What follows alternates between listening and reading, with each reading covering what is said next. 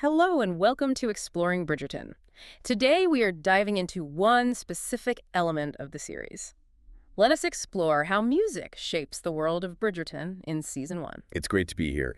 And honestly, when you look at all the research we've got laid out, I mean, we're talking interviews with the creators, academic papers, musical analysis, it becomes really clear that the music isn't just background noise. It's like the secret weapon of the show. It really is. It's the invisible architecture. Because on the surface, when you first start watching Bridgerton, you think you know what you're in for, right? You see the visuals, the empire waist dresses, the powdered wigs, the carriages. All the beautiful stately homes. It has that classic high-budget Regency drama look. You're immediately thinking Jane Austen, maybe it's a Sunday night BBC production. Right. Very proper. Very historical. But then you press play, and the moment the sound kicks in, your ears are telling you a completely different story. It doesn't sound like 1813. It sounds like right now. And that's the fascinating thing. It creates this immediate tension. The visuals are rooted in this very specific historical period, 1813 London, but the soundscape, that's pulling directly from the 21st century. It's a clash, for sure. But it's a clash that somehow works. It feels harmonious. It does. And that's really the core question we want to dig into today. We're going to try and decode what we're calling the sonic architecture of Season 1. I love that phrase, sonic architecture. It feels right. It fits, doesn't it? Because the music is building the world just as much as the set design or the costumes are. So the big question we're trying to answer is this. Why does hearing a string quartet play an Ariana Grande song make us feel more immersed in this historical world instead of pulling us out of it? Right. On paper, that sounds like it should break the fantasy entirely. It's anachronistic. It shouldn't work. But for millions of people, that was the thing that made them fall in love with the show. And we've got a lot of sources to help us figure that out. We've got insights directly from the people who made it, showrunner Chris Van Dusen, the composer Chris Bowers, and the music supervisor Alexandra Potsavas. But we're also going deeper. We've got some academic critiques that talk about things like the culture industry and the psychology of why we react to music the way we do. And of course, we're going to do some deep dives into the specific arrangements of these tracks. So we're not just saying, oh, that song was cool. We're asking why it was chosen, how it was constructed, and what it was doing to your brain while you were watching it. Exactly. So where do we start? I think we have to begin with the core philosophy, the big idea behind the sound. Because the production team was trying to solve a very specific problem from day one. Right. What the notes here are calling the Stuffy problem. The Stuffy problem. It's the curse of the genre, really. It sounds exactly like what it is. It is. I mean, think about traditional period dramas. They have this reputation, sometimes deservedly, of feeling a little bit like a history lesson. The characters can feel like museum pieces, like statues. They're very rigid, emotionally buttoned up. You admire them from a distance, but you don't really feel like you're with them. There's like a pane of glass between you and the past. Yeah. And the music is often a big part of that. If you see a ballroom scene and they're dancing to a historically accurate minuet or a waltz, to our modern ears, it can sound a bit, thin, a little boring even. It sounds polite. And that's the crucial disconnect, because to the characters in 1813, that music was not polite background noise. That was the pop music of their day. That was the equivalent of being at the hottest club on a Saturday night. It was loud, it was thrilling, it was scandalous. It was the only acceptable place you could touch someone you weren't married to. But to us, it sounds like something you'd hear in a museum gift shop. Precisely. So the creative team, led by Chris Van Dusen, knew they had to find a way to bridge that gap. They wanted to capture the feeling of the era, the energy, the heartbeat, not just the historically accurate sound. And I see here they took a lot of inspiration from some pretty iconic films that did something similar. Films like A Knight's Tale or Baz Luhrmann's The Great Gatsby. Yes, those are the big touchstones. You remember in A Knight's Tale, you have this medieval jousting tournament set to Queen's We Will Rock You. Or in Gatsby, the Roaring Twenties parties are soundtracked by Jay-Z and modern hip-hop. Which makes total sense because jazz was the rebellious, dangerous, sexy music of the 1920s. Using hip-hop communicates that same energy to a modern audience in a way that, a teeny jazz recording might not. It's a translation tool. That's the best way to think about it. The music isn't trying to be a documentary. Chris Van Dusen talks about viewing the show through this unique modern lens. The goal is to translate the feeling of 1813 scandal or romance or anxiety into a language that a 2020s audience just gets instinctively. It's all about relatability then. The music gives you an emotional shortcut. It tells you how to feel about a scene before a single character has even said a word. Absolutely. Breaks down that wall. It says, look, these aren't just dusty figures from a history book. They're young people falling in love, dealing with gossip, navigating a brutal social scene. They're basically just like you, but with better clothes. And the primary way they do this, the thing that became the show's signature, is, of course, the pop cover. The vitamin string quartet effect. Yes. For anyone who might not know, a huge chunk of the music you hear in those lavish ball scenes isn't an original score. It's instrumental covers of modern pop songs. We're talking Ariana Grande, Taylor Swift, Billie Eilish, Maroon 5, all rearranged for a classical string quartet. Primarily performed by these amazing groups, Vitamin String Quartet, or VSQ, and another one called Duomo. They really became household names after this. But it's not as simple as just, playing the melody on a violin. There's real art to this.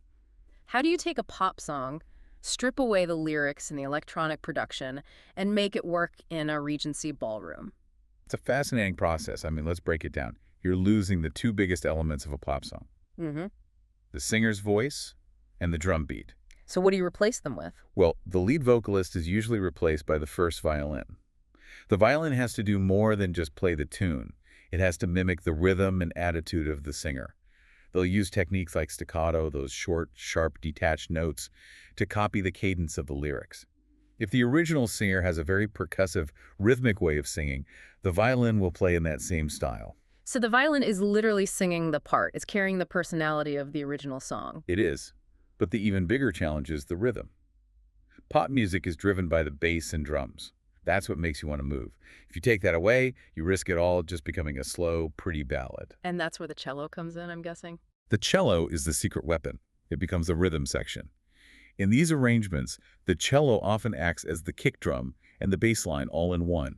They'll use these really aggressive bowing techniques, or pizzicato, where they're plucking the strings hard, to create that percussive thump. It keeps the kinetic energy, it keeps the pulse of the song alive. So when you're watching a dance scene and you can still feel that modern beat, that's the cello player really digging in. Exactly. It tricks your brain into hearing a drum kit that isn't there. It ensures the music feels like dance music, not recital music. But beyond the technical side, there's something psychological happening here too. The research talks about this concept called the reflex of recognition. Yes, and this is so cool. The reflex of recognition is that little moment of discovery. You're watching a scene, you're hearing this classical music, and it just sounds, appropriate for the setting. But then a little part of your brain catches a familiar pattern, a melody. And there's this split second of confusion where you go, wait a minute, I know this is that. It's that light bulb moment when you realize you're listening to Billie Eilish. It is. And that moment of realization gives your brain a literal hit of dopamine. It's a little jolt of pleasure. You feel clever. It turns you from a passive viewer into an active participant. You're in on the joke. You're decoding the show's language. And that's incredibly engaging. It also adds this whole other layer of meaning to the scene, right? You've got the plot happening on screen, and then you have the subtext provided by the song choice. And the choices are so deliberate. They aren't just picking songs at random. Each one is chosen to comment on the scene in a specific way. We should probably walk through some of the big ones from season 1. Absolutely. Let's start with the very first one, the one that really sets the tone. Episode 1, the first ball of the season. The song is Thank You Next by Ariana Grande. This was such a bold and clever choice right out of the gate. So let's set the scene. Daphne has just been named the Diamond of the First Water by the Queen. She's the belle of the ball. But her older brother, Anthony, is acting as her guardian. And he's being impossible. He's aggressively vetting and dismissing every single man who tries to approach her. He's just shutting them down, one after another. No one can even get close enough to ask for a dance. And in the background, this string quartet is playing Thank You Next. Now, obviously, there are no lyrics. But because of that reflex of recognition we just talked about, every viewer who knows that song is hearing the lyrics in their head. Thank you next, thank you next. It's the perfect musical punchline for what Anthony is doing. He looks at one suitor, thank you next. He dismisses another, thank you next. It perfectly captures the almost brutal transactional nature of the marriage market. It's not about romance. It's about processing candidates. It's a conveyor belt of titled gentlemen, and Anthony is the quality control. It also adds this amazing layer of modern, almost sarcastic humor to the scene. Anthony is so deadly serious, but the music is winking at the audience. It completely is. Okay, what about another one from early on? Girls Like You by Maroon 5. Right, this is a bit later in the episode, in the Featheringtons' drawing room. Yes. So the suitors have basically been scared off of Daphne because Anthony's being a tyrant. So all of their collective attention suddenly pivots to the new girl in town, Marina Thompson. The beautiful cousin who has just arrived, and it's like a swarm. All the men just descend on her at once. And the musical arrangement here is key. It heavily features pizzicato, that plucking sound on the strings. It creates this very busy, frantic, almost gossipy energy. It sounds like buzzing insects. It perfectly matches the visual of all these suitors scrambling over each other to get to Marina. And the implied lyrics, girls like you run around with guys like me, it just highlights how fickle and shallow the whole thing is. These men are operating as a pack. One minute, Daphne is the prize, the next Marina is. The music underscores that chaotic hive mind mentality. It makes it all feel a bit ridiculous, which it is. It's social commentary through music. Now we have to talk about a huge fan favorite. From episode 3, Bad Guy by Billie Eilish. Oh, this is maybe the best character entrance cue in the whole season. So this is the scene where Simon the Duke and Daphne walk into a ball together. Their fake courtship plan is in full swing, and as they enter, another suitor, a prince no less, asks Daphne to dance.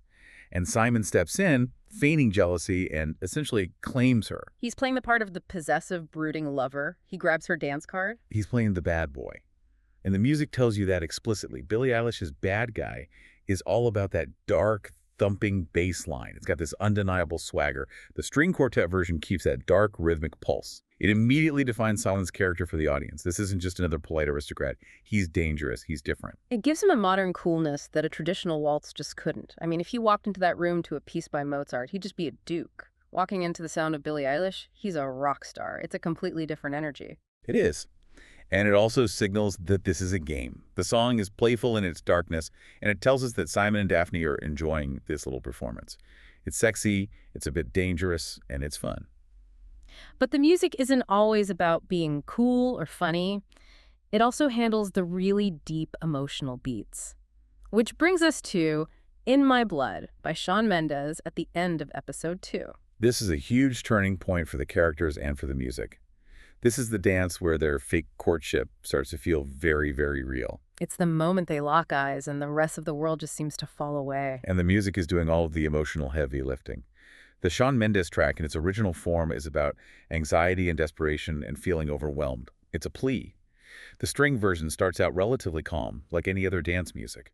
But as their eye contact intensifies, the arrangement builds and builds to this massive, sweeping crescendo. It stops being background music and becomes a reflection of their internal state. Exactly. The implied lyrics, sometimes I feel like giving up, but I just can't, it isn't in my blood, perfectly capture that feeling of being pulled into something you can't control.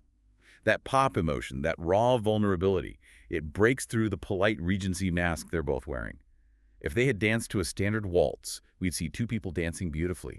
With In My Blood, we feel their rising panic and passion. So the pop covers are handling these big public emotional moments, but that's only half the story. We have to talk about the original score. The composer, Chris Bowers, built this entire other musical world that underpins everything. He did. And what's so interesting in the research is that finding the sound of Bridgerton wasn't a straightforward process for him. It was a journey of trial and error. Really, I just assumed it was this clear vision from the start. Not at all. The initial brief was just make it modern.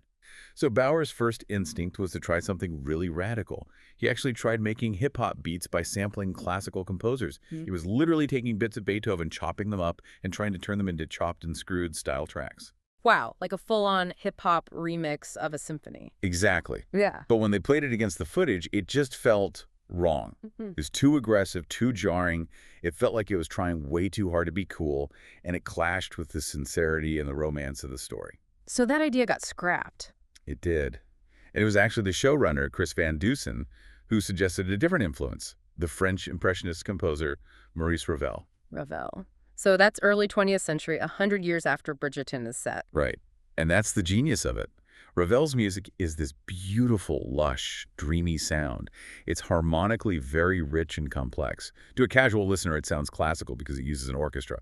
But musically, it's far more modern and emotionally expressive than the music of Mozart or Haydn, who would have been popular in 1813. It's a bridge. It's the perfect middle ground. It feels historical, but it has a modern emotional vocabulary. It was the key that unlocked the whole score. It allowed Bowers to write music that felt sweeping and romantic and epic, but never felt old or stuffy. It gave him a way to be classical and modern at the same time. So let's talk about the specific themes he built using that Ravel-inspired language. We have to start with Daphne. Daphne's theme, which you hear in tracks like Flawless, My Dear, is very specific at the start of the season. The instrumentation is all high strings, flute. It's very delicate and crystalline. It almost sounds like a music box, very fragile. That's the point. It represents the ideal she's supposed to be. The diamond of the first water. Perfect, flawless, but also brittle. The music reflects the immense pressure she's under. But you can track her entire character arc through how that theme changes. As she begins to fall for Simon, as she discovers her own agency and her own desires, the theme gets warmer. More instruments are added, the harmony gets richer, more Ravel-like. She grows from a fragile doll into a complex woman. And then in total contrast, you have Simon's music. Simon's theme is the complete opposite. It's grounded in the lower instruments, the cellos, the double basses. It's often somber, a bit brooding. It carries the weight of his traumatic past, his vow, his relationship with his father. It feels heavy. It is heavy. Yeah. But the most powerful piece of music associated with him is that incredible track from episode 4, The Duel. Oh, that piece is 7 minutes of pure anxiety. It's a masterpiece of tension. Bowers uses this pulsing, repetitive musical motif throughout the whole track.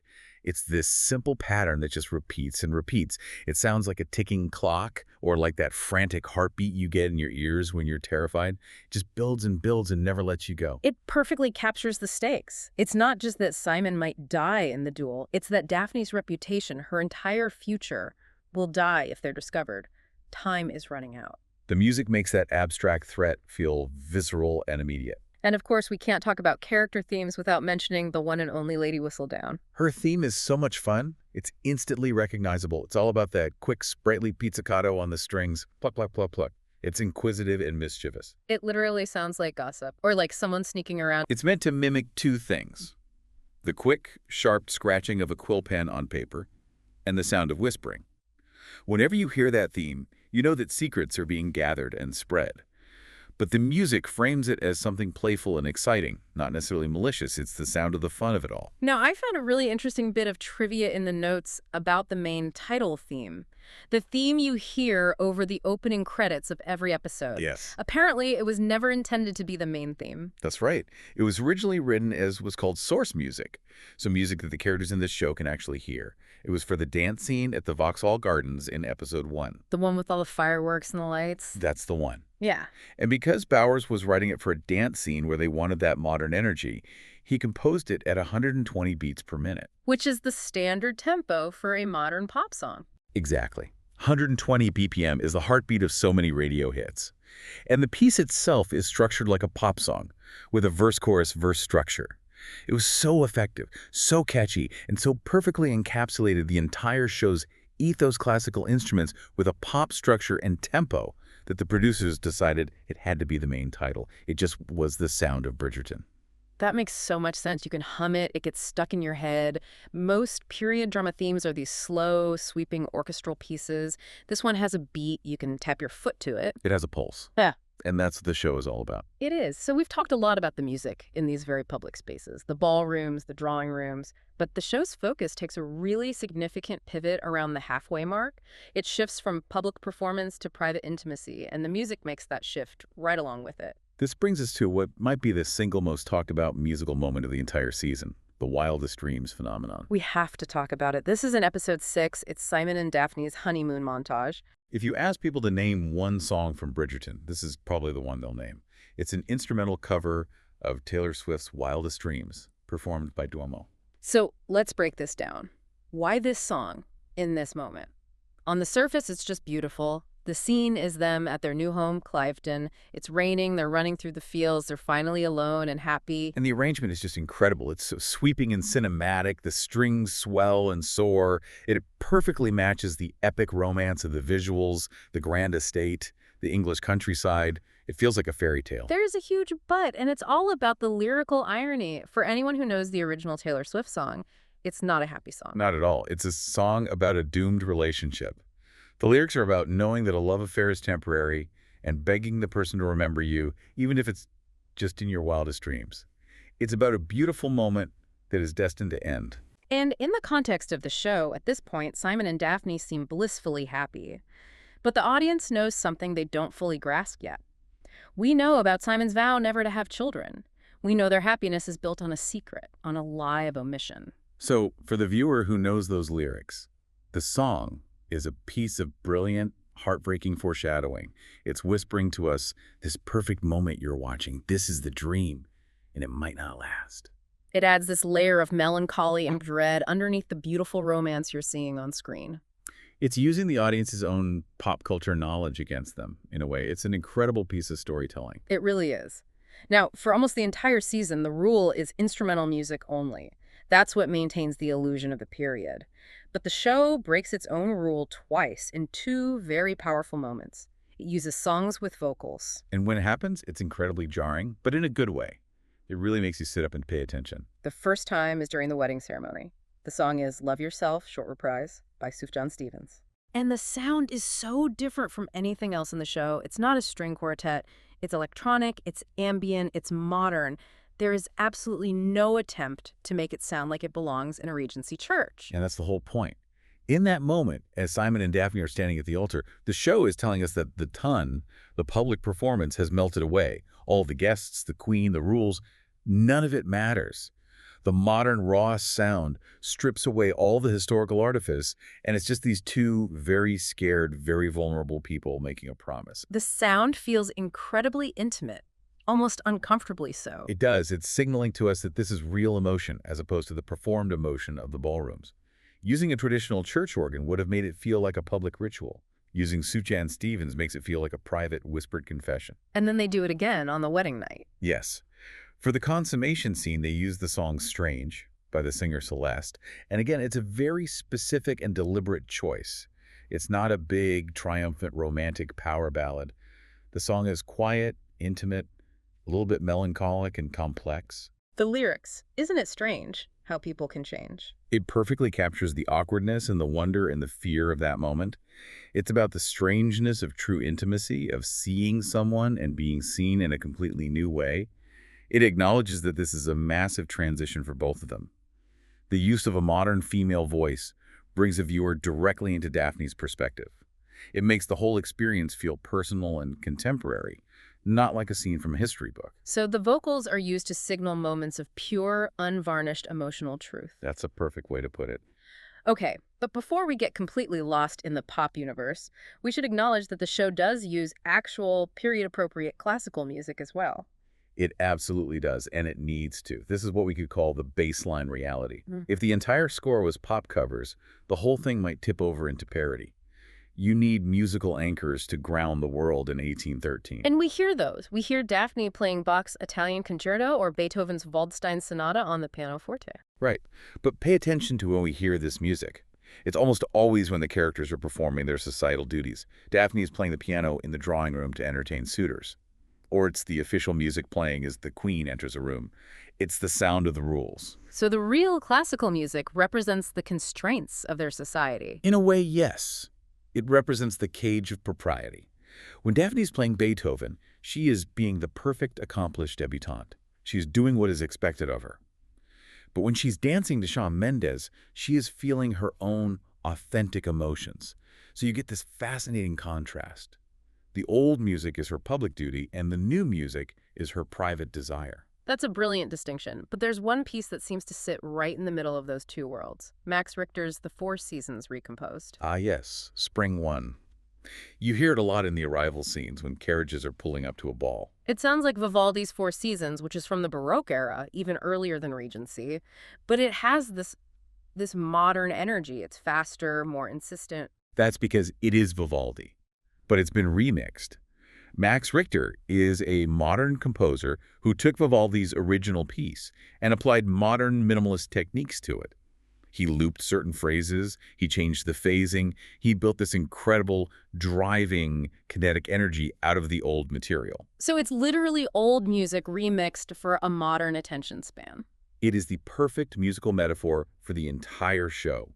It's taking the historical source material and re-engineering it to feel faster, more urgent, more exciting for contemporary audience. It's the bridge between the old and the new. Okay, this is all fascinating. We've talked about the what and the how, but now we have to get into the so what. The academic sources we have here look at this from a much more critical perspective. This is where we step back and ask, is this musical approach just fun and innovative?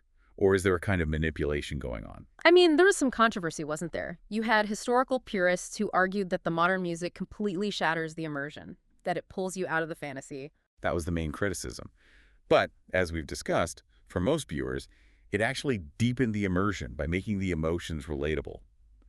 But if we look at this through the lens of a philosopher like Theodore Adorno and his theories on the culture industry, the picture gets a bit more complicated. Adorno was famously very critical of popular music and pop culture in general. To put it mildly, his argument basically was that pop music is standardized. It's designed to be predictable and easy to consume. It triggers that reflex of recognition we talked about to give us a comforting, familiar feeling. It's a product designed to produce a specific emotional response. So by putting familiar pop songs into a historical drama, what is Adorno's ghost telling us the show is doing? Is it just making history less challenging? That would be the argument, that the show is administering pleasure. It's taking something that is foreign and potentially difficult, like the rigid, often brutal society of 1813, and coding it in the familiar, comforting sound of pop music to make it go down easy. A spoonful of sugar helps the history go down. Exactly. It arguably sanitizes the past. It smooths over the rough edges. And that ties into another concept from Walter Benjamin called the wish image. The idea is that we often look to the past to construct a fantasy, a dream of a past that never really existed. Bridgerton's diverse, modern-feeling 1813 is a kind of wish image. The music is what seals the deal. It confirms for us that this fantasy version of history is a place where our modern feelings can exist. So it's not just a soundtrack, it's a tool for building a more palatable fantasy version of the past. That's a really deep thought. It's creating a historical comfort zone. But there's one last technical detail that kind of accidentally enhances this whole effect of intimacy and connection. And that's the pandemic. Oh, right. The score for season 1 was recorded during the COVID-19 lockdowns. Yes, this is a wild detail. They couldn't get a huge orchestra together in a big recording studio. So Chris Bowers had musicians record their individual parts from their own homes. People were literally recording violin and cello tracks in their bedrooms and closets. Then all those individual tracks were layered together in post-production. So instead of that big, cavernous, echoey sound you get from a concert hall, You get a very dry, close-up sound. There's no natural reverb. It sounds like the instruments are right next to your ear. and that intimate sound fits the show's focus on secrets and inner thoughts perfectly. It was a happy accident. The production constraints led to a sound that feels like the music is whispering directly to you, rather than being performed on a distant stage. It makes that psychological connection to the characters even stronger. So when we look back on the whole season, what's the ultimate impact of this musical strategy? Well, on a commercial level, it created what we're calling the VSQ effect. The streaming numbers for Vitamin String Quartet, Duomo, and other similar groups just exploded. It basically created a mainstream market for this pop classical genre overnight. It also proved that anachronism in a period drama doesn't have to be a mistake. It can be a powerful and deliberate storytelling tool. It kind of changed the rules for the genre. And narratively, if you trace the music, you can trace the entire emotional journey of season 1. You start with the very public, performative, witty music of the ballrooms, like "Thank You Next." Everyone is wearing a mask.